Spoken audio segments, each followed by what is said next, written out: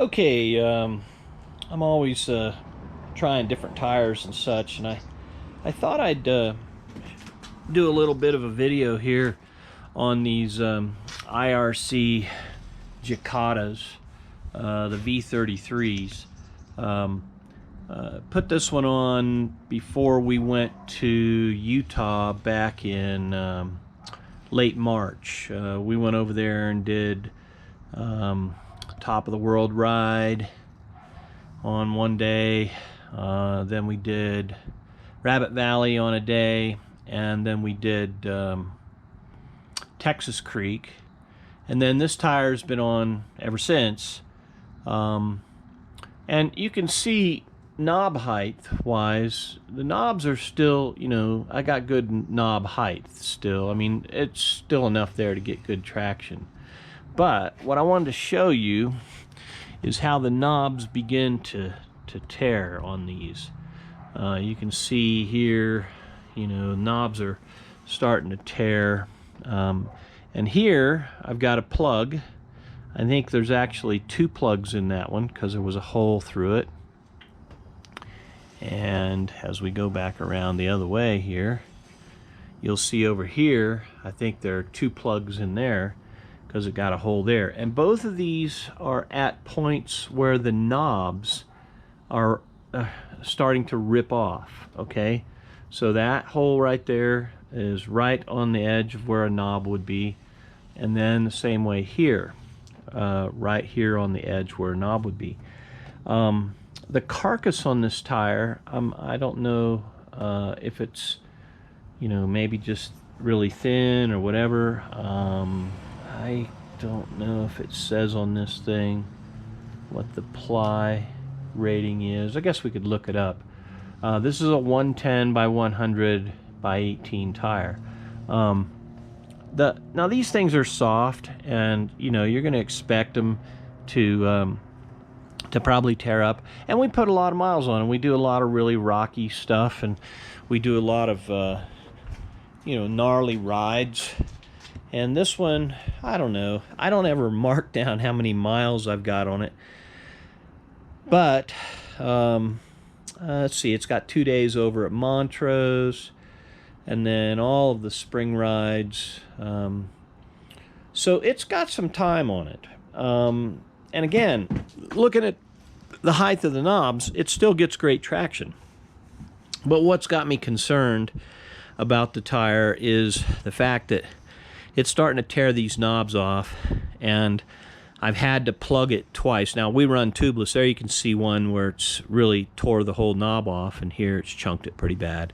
But I run the tubeless systems, and so it's easy to plug them when we're on the trail. I mean, and by the way, when this flat occurred, this one, I rode with just the tubeless inner tube all the way up the Stoltz Trail, which is a really gnarly rocky trail down in Canyon City area, and I rode the bike pretty much on a flat tire. I thought something was wrong because I kept feeling this banging in the back, but I rode, and I was riding really fast coming up the Stoltz Trail, and turned out I got at the top, and sure enough, I had a flat tire.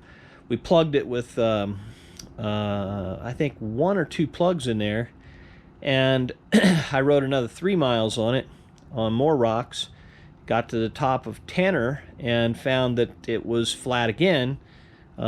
Stuck 2 more plugs in it and rode down Tanner, and didn't have any more issues. In Montrose, we found that I think this one was leaking, and I had to put a second plug in that one. I rode it quite a bit in Montrose on 3 pounds of air. So, given the abuse that I've put the tire in, it's actually held up pretty well. But I have a Shinko 505 cheater over here. I'm going to stick on it. I would normally, if I wasn't having any of the issues with the punctures on this tire, I would run this tire further until the knobs began to rip off even more. But I just wanted to put this video out real quick so you guys have some feedback on these. They are good tires, probably the best traction I've ever had on any tire.